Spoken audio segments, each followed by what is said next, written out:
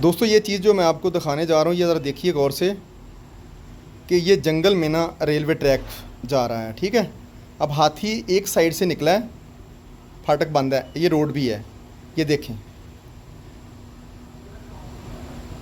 अब यहाँ पे नाअहली ये है कि कोई स्टाफ नहीं है यहाँ पे, और देखें ये फाटक भी किस तरीके से बंद किया हुआ है।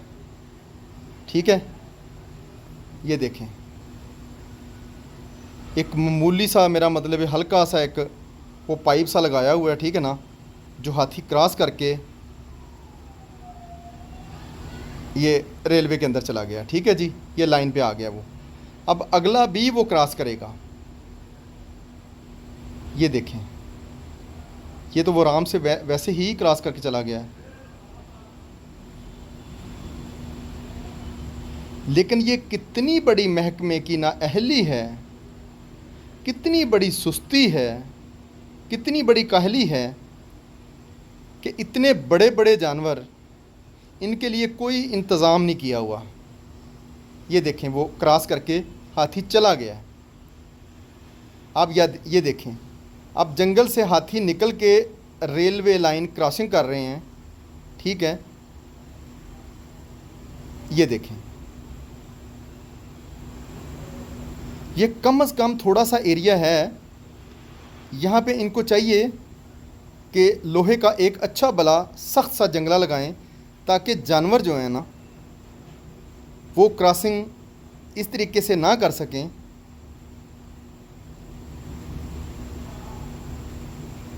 ये देखें,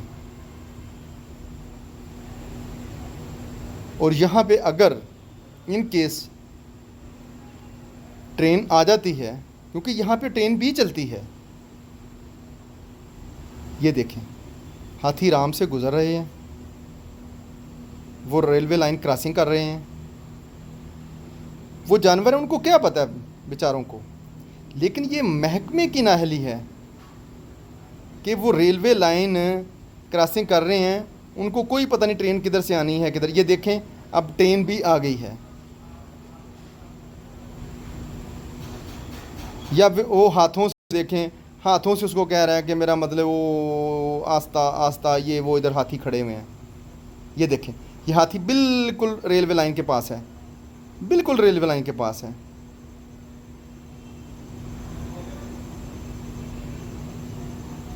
अब तो ट्रेन उसने आस्ता कर ली है, लेकिन अगर ट्रेन वहाँ से स्पीड में आती हो, हाथी रेलवे लाइन के अंदर हो, तो दोस्तों कितना बड़ा नुकसान है। ये इनकी सुस्ती की वजह से, इनकी नाअहली की वजह से कितना बड़ा नुकसान होगा। इनमें जानवरों की हिफाजत करनी चाहिए।